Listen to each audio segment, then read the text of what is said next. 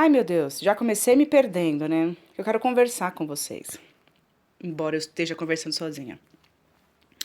Eu sinto muita falta de interagir. Vocês percebem que eu virei uma velha reclamona, porque eu só falo que eu tô falando sozinha e que eu queria interagir. É um saco. Bom, agora a gente vai falar de Atenas, que, cara, na antiguidade, tudo na antiguidade devia ser um lugar impressionante. Eu penso, nossa, Egito, né? Nossa, Grécia. Então, mas Atenas, a gente precisa visitar Atenas antes de morrer.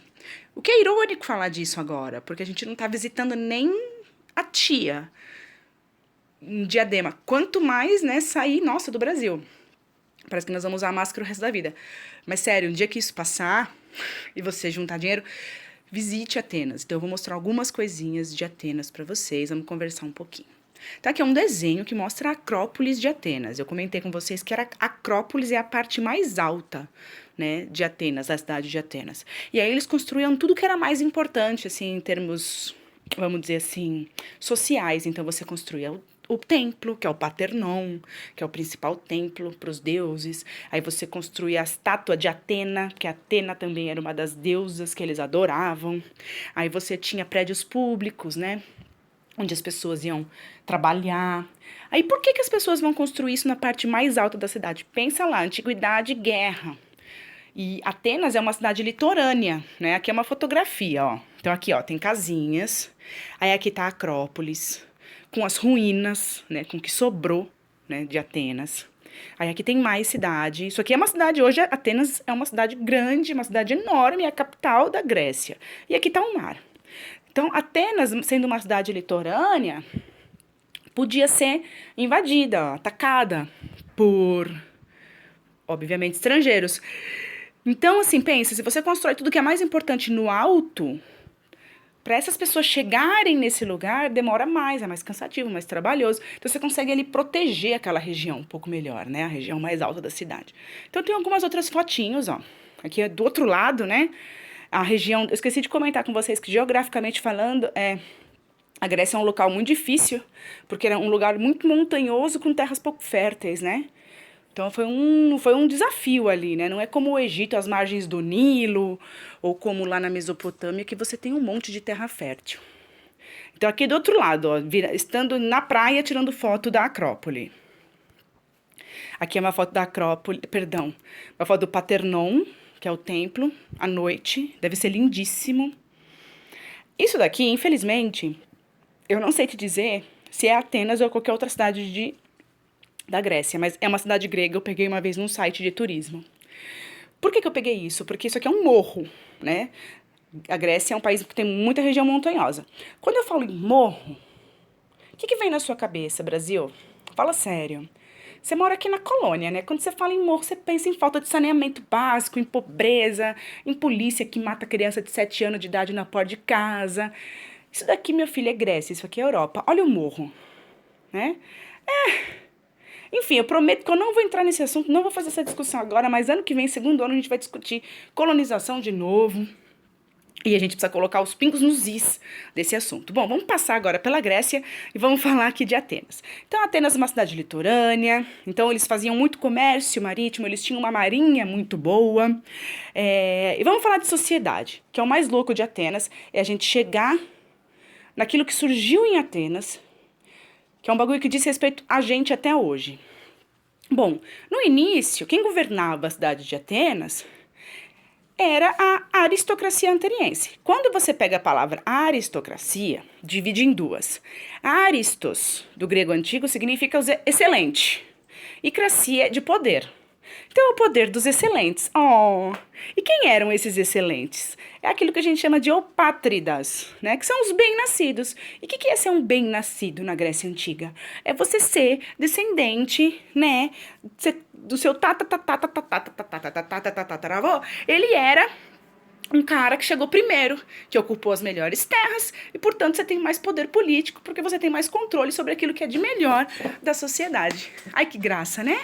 Então, você é um eupátrida, você governa ali Atenas. Só que isso não basta para todo mundo. E a população de Atenas tinha uma questão muito curiosa, porque não só eles queriam melhorar a vida deles, mas eles queriam melhorar a vida deles através de participação política. Porque, veja, uma coisa é eu chegar para aquela pessoa que me governa e que faz sozinha as regras do jogo. E eu falo pra ela, ó, eu não quero mais ser humilhada, eu não quero mais passar fome. Outra coisa é chegar pra essa pessoa e falar, ó, eu quero participar também, eu quero brincar também, eu quero jogar também. Então eles queriam participar das decisões que afetavam a cidade. Então, quando eu falo em povo, quem que é povo? É o artesão, que é aquele que produz, né? O ferreiro, é o marceneiro, é o sapateiro, os comerciantes, os soldados e os camponeses, que é quem produz comida, né? A alimentação, que é a base da sociedade. Muito bem. O que essas pessoas exigiam? Primeiro, distribuição de terra de maneira justa. Porque muito conveniente, né? Seu avô 1000 anos atrás chegou primeiro e agora eu e minha família a gente passa fome. Não. Então eles queriam melhorar aquela questão da terra. Outra coisa que eles queriam era o fim da escravidão por dívida. Grécia não é como o Egito. No Egito tinha escravidão, mas no Egito era assim, o Egito, se os egípcios entrassem em guerra e por acaso conquistassem escravos, essas pessoas eram estrangeiras. Na Grécia, você podia ser escravo de duas maneiras.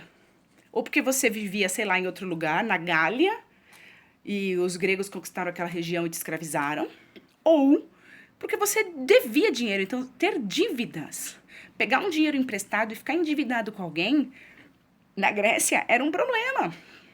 Porque se você não quisesse não pudesse pagar e a pessoa quisesse o dinheiro de volta, você seria escravizada por aquela pessoa. Sei lá, você vai ficar 8 anos escravizada para pagar a sua dívida. Absurdo. Então as pessoas, chega de escravidão por dívida. Aí vai vir esse cara aí bonito, né? Eu peguei o bustinho dele aí na internet, que é o Solon, o legislador, que era um estadista, né? Um homem público lá na Grécia Antiga. E aí, 600 anos antes de Cristo, ele vai fazer umas reformas para tentar apaziguar as revoltas populares, porque tinha uma galerinha tacando fogo, né? Em Atenas estava meio desagradável. Então, o que ele vai falar? Não, beleza, vamos organizar, então. Estamos ouvindo as demandas de vocês, então vamos organizar. Então, a primeira coisa, a gente vai acabar com a escravidão por dívidas. Então, a partir de agora, a gente vai ter escravo. Aliás, escravo era a maioria da população de Atenas. Os atenienses viviam às custas da mão de obra dos escravos. Então, eles conquistavam povos, escravizavam aquelas pessoas, e eram essas pessoas que faziam o trabalho pesado, não o ateniense. Então, assim, mas a gente escraviza os outros, os estrangeiros, os outros, os conquistados. Não, nós não vamos mais nos escravizar. Então, essa é a primeira coisa que ele faz. A segunda coisa que ele faz, ele fala, tá bom, gente, vocês querem participação política? Então, tá bom. Então, nós vamos criar instituições para que vocês possam participar da política. O que é criar uma instituição? É criar um mecanismo, criar uma maneira das pessoas que não têm poder político passar a ter algum poder de alguma forma. Então, por exemplo, dentro da escola, né, do nosso universo, o Grêmio Estudantil é uma instituição dentro da escola. Por quê? É um mecanismo que a gente criou para que os alunos tenham participação dentro da escola. Então, você tem um processo eleitoral, né, os grêmios se apresentam, né, os candidatos, aí eles votam, aí eles ganham uma salinha, então tem até um lugar para eles ficarem. Então, assim, tem um lugar para eles ficarem e tem as regras do jogo de o que eles podem ou não fazer para participar da escola. Então, ele vai criar essas instituições. Então, esquece agora, né, o Grêmio da escola. Quais são essas instituições? Primeiro, um negócio chamado Conselho dos 400, que é chamado de bulé. Eu acho horrível falar bulé. Acho muito feio falar bulé. Então eu falo Conselho dos 400. Não preciso te dizer que são 400 pessoas que eram sorteadas entre os homens atenienses com mais de 30 anos. Então todo ano, os gregos sorteavam entre os homens com mais de 30 anos 400. Então é um sorteio, é aleatório, entre os homens de mais... Presta atenção que eu tô falando, entre os homens com mais de 30 anos. Qual que era o trabalho da galera lá no Conselho de 400? Era pegar as demandas do povo, as demandas que vinham da Assembleia Popular, para ver o que podia ou não e o que devia não ser feito. Qual que era essa Assembleia Popular? Chamava Eclésia. Na Assembleia Popular, que é uma reunião popular, quando você pensa em popular, você pensa em povo. Então, você já imagina aquela galera, né? A torcida do Flamengo. Então, você imagina assim, povo, gente, todo mundo. Não é o que você imagina? Então, o que é a Eclésia? É uma assembleia aberta. Qualquer um podia participar, desde que você fosse um homem livre, ou seja, você não fosse escravo. Então, você tinha que ser um homem livre, você tinha que ter mais de 21 anos e você tinha que ter prestado 2 anos de serviço militar para Atenas. Então assim, vocês estão reclamando que vocês não têm participação popular? Então eu vou dar pra vocês participação popular. Ó, então ninguém podia brincar, só os bem-nascidos, só os caras que tinham as melhor terra, só os eupátridas, só a aristocracia. Aí vocês estão bravinho? Então beleza, ó, agora a partir de agora todo mundo que tem mais de 21 anos, que é homem livre e que já serviu 2 anos a Atenas, porque né, você tem que prestar algum serviço para Atenas. Aí você pode participar da política. Então você percebe que você tá tendo uma abertura política, você tá tendo uma abertura na participação das pessoas que podem ou não interferir nos assuntos que são coletivos. Mas presta atenção, quem é que participa da política? Você percebe que tem várias, por mais que haja uma abertura, porque antes era só o clubinho dos bem-nascidos.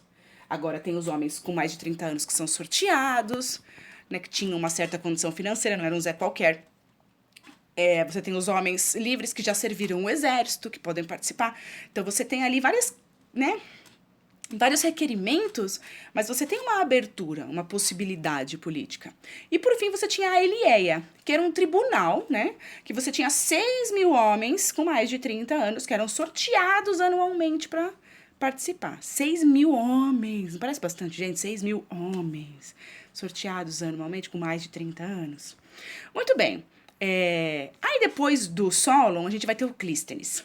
Clístenes, o político, é esse busto que eu coloquei aqui para vocês. Uns 60 anos depois, esse outro estadista, ele vai promover mais reformas na vida política para garantir que o povo realmente tivesse soberania. Porque você tem ali quantidade de homens que podem participar de uma assembleia, de outra, mas mesmo assim é uma participação ainda limitada. Então, o Clístenes fala assim, não, já que vocês querem participar, então vamos criar uma... Imagina assim, a gente vive em sociedade, então a gente precisa se organizar, porque a gente fica tretando por causa das coisas. Então, a gente precisa criar alguma regra, pra saber até onde a gente pode ir, porque senão a gente vai ficar se matando o tempo inteiro. Então, pra gente não se matar o tempo inteiro, pra que a gente possa viver a vida, a gente vai ter que criar umas regras, até onde eu posso ir, e até onde você pode ir, que talvez não seja exatamente o que eu quero, nem o que você quer, mas é o que dá para fazer ali pra gente poder viver a vida.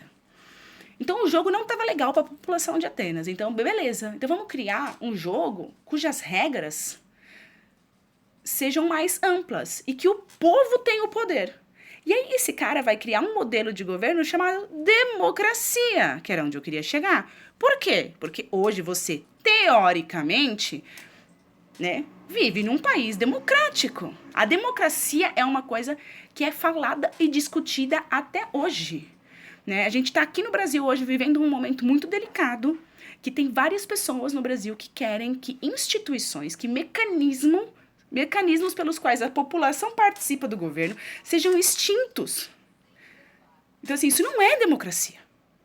Você querer extinguir um mecanismo pelo qual eu possa participar da política só porque você quer, isso não é democrático. Então, até hoje, a gente está aqui no Brasil, e não só no Brasil, em diversos países do mundo, discutindo democracia. Isso daí tem mais de 2.500 anos. Veio lá da Grécia Antiga, lá em Atenas, nasceu lá. E o que significa a palavra democracia? Demos, do grego antigo, e eu sempre falo grego antigo porque o grego que se fala na Grécia hoje em dia não é o mesmo grego da antiguidade. Demos significa povo, e kratos significa poder. Então, democracia é o quê? O governo é o poder para o povo, poder do povo, governo do povo. Olha que lindo! Agora, a questão além disso, não era essa a questão, esqueci desse slide. Preciso fazer um roteiro melhor. Bom, o Clístenes também vai criar uma coisa chamada ostracismo. O que é ostracismo? Ostracismo era uma punição. Então, tipo assim, para evitar a volta da tirania em Atenas, para evitar que alguém quisesse tomar o poder e ter o poder absoluto novamente, para evitar que as pessoas participassem da política, qualquer pessoa que oferecesse uma ameaça à democracia poderia ser expulsa de Atenas por até 10 anos. Isso chamava ostracismo. Agora a questão, né, que eu queria falar. Muito bem, né? Governo do povo, o poder do povo. Agora a questão é, o que é povo? Você tem que definir o que é povo, não é? E o povo pode participar. Quem é povo? Quando a gente está em aula e a gente está interagindo, geralmente eu pergunto para as pessoas assim, o que é povo? E aí as pessoas me respondem, todo mundo. Quando você pensa em povo, você pensa em quem? Povo brasileiro. Quem é o povo brasileiro? Aí vocês respondem, todo mundo, né? Eu sou povo brasileiro, minha tia, meu tio, o cara da padaria, o porteiro, né? Todo mundo é povo. Você pensa em todo mundo. Você pensa nas crianças, nos velhos, nos adultos. A gente tem uma concepção de povo. Nós definimos hoje o que é povo. Agora, quem que era povo? Quem que era cidadão? Porque se você mora na cidade, você tem poder político, você exerce a sua cidadania, que é a sua capacidade de participar das decisões políticas. Então, quem é cidadão? Quem é que é povo? Quem é que participa? Você percebeu que tá ótimo aqui a filmagem. Quem é que participa da política na Grécia? Se você reparou, uma coisa essencial que eu falei até agora. Homens livres. Homens com mais de 21 anos. 6 mil homens. Então, a primeira coisa que você tinha para ser povo é ser homem. Mulher é cidadão? Não. Mulher é gente? Não. O que mulher faz? Mulher faz filho, procria e cuida da casa e dos afazeres relacionados à família. A mulher, ela era uma coisa do pai que passava para o seu marido. Então, assim, tanto que as relações afetivas, isso a gente vai falar um pouquinho lá no final, no última parte, quando a gente falar da parte cultural da Grécia, eu vou falar um pouquinho da questão afetiva, né? Porque a gente falou isso das mulheres e das crianças no Egito, quem assistiu o vídeo do Egito, que no Egito a mulher era retratada de maneira afetuosa, abraçada com o marido, e as crianças também, a família tinha, assim, um afeto pelas crianças. Aqui na Grécia e Roma é um pouco diferente. Então você vai ver que a mulher, ela não é retratada com afeto. Não tô dizendo que eles odiavam as mulheres deles, mas os gregos, eles eram tão machistas e eles achavam que o homem era tão superior à mulher que eles achavam, alguns gregos, especialmente filósofos atenienses, que o verdadeiro amor só existia entre homens, que era entre os seres superiores. A gente discute isso depois, que aí pode discutir essas questões de machismo lá na frente. Quem também não é cidadão na Grécia? Os metecos. O que é um meteco? É um estrangeiro. Então você veio de outra cidade ou de outro lugar do mundo e você vai morar em Atenas, você está trabalhando aqui em Atenas, beleza, você quer ficar aí, você fica. Mas você não apita nada aqui. Você não vai tomar decisão nenhuma, você vai ficar quietinho e acatar o que a gente fala. E escravo, eu não preciso dizer, que não é cidadão. Então, assim, mulher não é cidadão, estrangeiros não são cidadãos, que são os metecos, escravos não são cidadãos, homens menores de 18 anos ainda não são aptos a desenvolver a cidadania. Então, quem que é cidadão na Grécia Antiga? Homens livres, filhos de atenienses, porque tem essa, se os seus pais, você nasceu em Atenas, mas os seus pais são estrangeiros, você não é cidadão.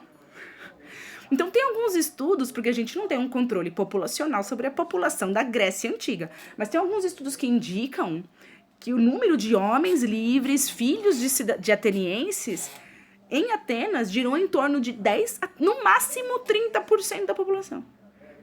Né? Então, se você tem aí, vamos chutar alto, 30% da população são homens livres, filhos de atenienses, os outros 70% não participam da política. Então, a primeira forma de democracia que nasce lá na Grécia Antiga, o governo do povo, é um governo para 30%, no máximo, estourando na população. Porque era o que aquela gente lá naquela época, 2.500 anos atrás, entendia do que era povo. Então, você percebe que você tem uma sociedade que é controlada pelo cara que correu e chegou primeiro. E aí as pessoas começam a questionar isso. Putz, daí que você chegou primeiro? Só porque e você não chegou primeiro. Quem chegou primeiro foi alguém da sua família 1000 anos atrás. Aí, por causa disso, hoje você tem tudo e eu não tenho nada? Eu quero participar também. Ah, beleza, então pode participar. Mas você que é homem, você que é mulher, não pode. Você que é estrangeiro, não pode. Você que é filho de estrangeiro, não pode. Liguei o Eminem, né? E então, você percebe que as sociedades, elas se transformam ao longo do tempo quando a gente questiona as coisas, as regras do jogo. Então não é porque é um mundo que você vive, que você conhece, que pra você é normal, não é porque ele é assim, que ele deve ser assim, ou que isso é o melhor de ser. Você entende? Porque se os gregos mudaram o mundo e hoje eu, que sou uma mulher, uso calça, corto meu cabelo se eu quiser e voto, por que a gente não pode ampliar essa participação? Por que a gente não pode mudar as regras do jogo se as regras do jogo não são mais aceitáveis pra gente? Por que a gente hoje tem que jogar um jogo feito por pessoas que já até morreram, por um monte de homem velho branco, e a gente não tá satisfeito, mas a gente tá jogando conforme essas regras? Então não é porque as coisas são assim que elas devem ser assim. Então você pensa aí nessa questão da democracia, porque é óbvio que vai ter exercício no formulário pra você fazer. Vamos falar do Péricles, mas não é o Periclão do Exalta Samba. Adoro o Exalta Samba. Bom, é o Péricles, esse daí, da fotinho. O Péricles, ele vai fazer, o governo do Péricles, aliás, é a era de ouro de Atenas. Assim, nossa, menina Atenas, que prosperidade. O que ele faz? Ele vai melhorar a democracia. Por que ele vai melhorar a democracia? Porque ele vai permitir que todos os cidadãos participem das assembleias. Quem são todos os cidadãos? Homens livres, filhos de atenienses. Mas antes tinha que ser maior de 30 anos. A assembleia de 400 passa a ser a assembleia de conselho lá. Esqueci o nome, Jesus. Conselho dos 400 vira o conselho de 500. E aí qualquer homem livre pode participar acima de 18 anos, que você é considerado um adulto, que consegue julgar as coisas. E veja, é muito curioso, porque lá na Grécia Antiga, 2.500 anos atrás, você está falando de maior de 18 anos. Só que as pessoas não viviam 80 anos. Hoje a expectativa média de vida de um brasileiro, se não me engano, é 72 anos. E os caras morriam muito antes disso. Era raro você chegar aos 70, 80 anos. Mas mesmo assim, você é considerado um adulto desde aquela época até hoje. A gente considera uma pessoa apta a cuidar de si mesmo e participar dos assuntos da comunidade aos 18 anos. Só que aqui na Grécia você tinha que ser homem, você tinha que ter nascido com bililio, você tinha que ter nascido livre em Atenas e os seus pais também tinham que ter nascido em Atenas, porque senão você não prestava. Vamos continuar, vamos fazer um quadrinho comparativo entre a democracia grega e a nossa democracia. Então vamos lá. Democracia grega, a gente chama de democracia direta ou participativa. Por que é uma democracia direta? Porque as pessoas iam lá na Ágora, na praça, discutir política. As pessoas, os homens livres, nascidos filhos de ateniense. Mas assim, eles iam na assembleia. Então você vai ter uma assembleia, uma reunião em praça pública ao ar livre, com 6.000 pessoas batendo boca. Então é uma democracia direta, você vai lá e você participa. Quando a gente discutir filosofia na última semana, daqui 2 semanas, porque vai ser um vídeo por semana, vai ter 3 semanas estudando Grécia. Na última semana a gente vai falar de filosofia. Tem alguns filósofos que falam que se você não gosta de política, você é condenado a ser governado por quem gosta. Então, os gregos tinham uma outra concepção de política. Então, eles diretamente participavam das discussões, dos conselhos, das decisões. Por isso que a gente chama de democracia direta ou participativa. Agora, quem era cidadão? Homens atenienses, filhos de atenienses e livres. Eu nem vou ficar falando toda hora livre, porque é óbvio que escravo não é gente. E vamos lembrar que aqui não é a escravidão que a gente conhece, que é a escravidão que o europeu capturou negros na África porque eles eram selvagens, porque eles eram negros e, segundo a Bíblia, beleza, e trouxe para a América para escravizar. Não é uma questão étnica, é uma questão de ganhei a guerra de você. É claro que eu vou, ataco o seu povo, né? Seu povo não é o mesmo que o meu, mas assim, ganhei a guerra. Não é só porque você é de tal cor. Tanto que quando a gente for ver as guerras, que eu vou recomendar filme e série, os escravos, mano, são branco.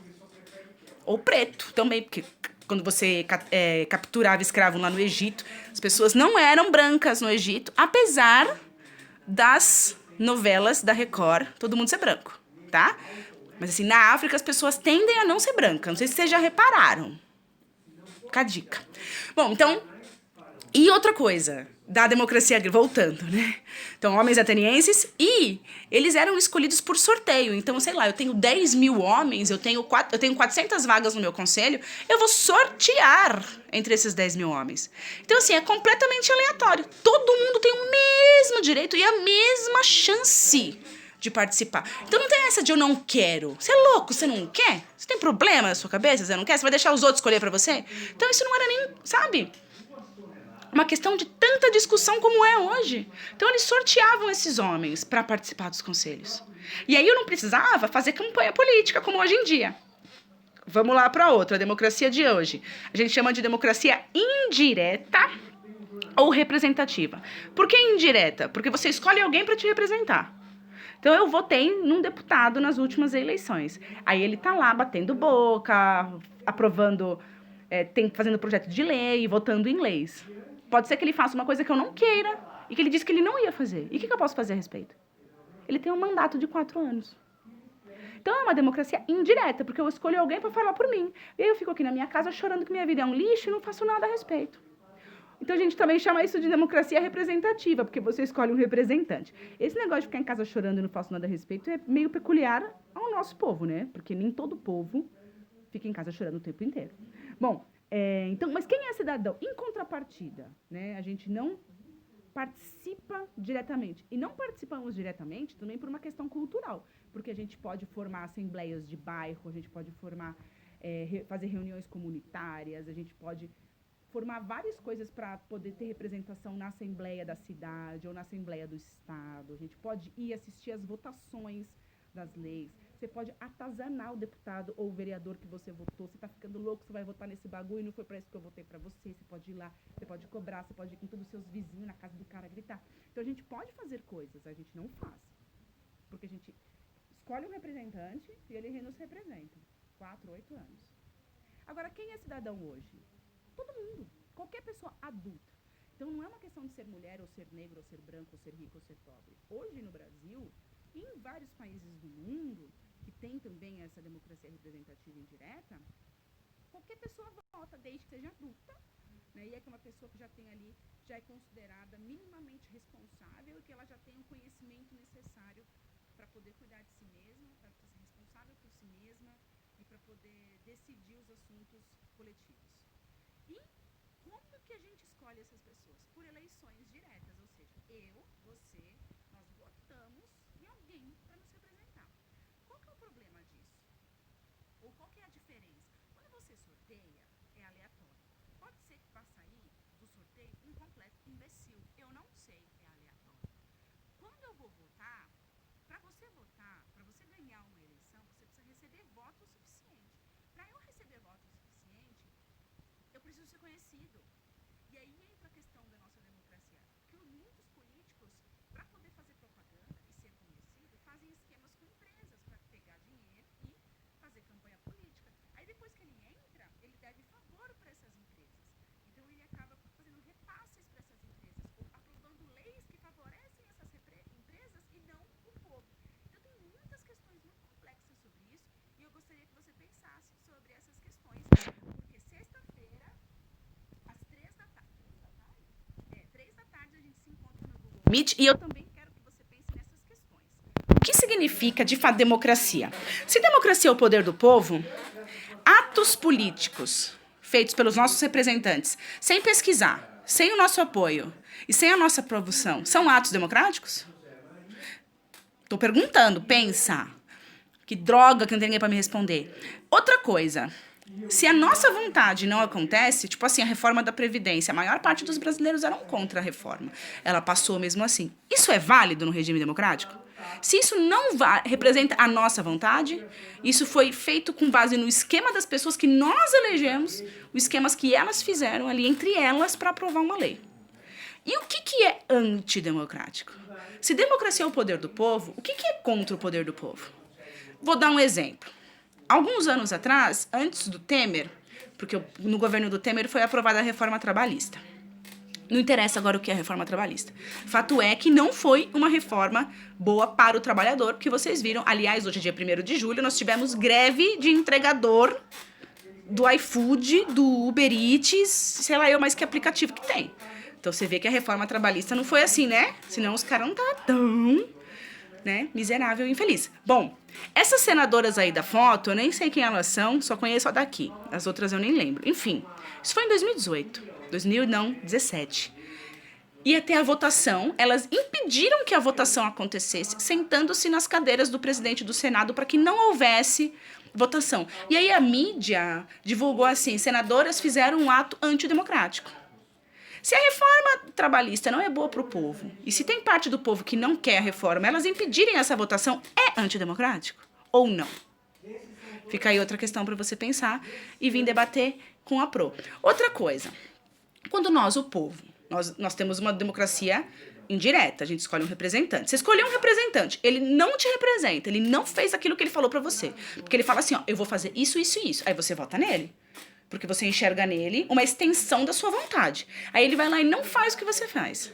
Aí você vai lá, fica bravo, junto à sua galera, e destrói uns vidros e mete fogo. Aí isso é depredação do patrimônio público, vandalismo, baderneiros, Se a nossa vontade não é respeitada e a gente reage a esse desrespeito à vontade do povo, é antidemocrático ou não é? É válido você se expressar dessa maneira? Ou você tem que ficar pedindo, por favor, por favor, por favor, governo? O que é válido e democrático dentro do nosso regime? Então pensa com amor e vem conversar comigo sexta. Aqui já é Esparta, já é para a próxima semana. Então essa semana é isso. Tô postando os vídeos, tô postando um formulário que você pode me entregar até quinta que vem, que eu não sei que dia que é. E sexta-feira agora, se você tiver dúvidas sobre a matéria, dúvidas sobre as questões, ou então venha discutir comigo, Google Meet, sexta-feira às 15 horas. Tchau, gente. Deixa eu cuidar da minha gata aqui.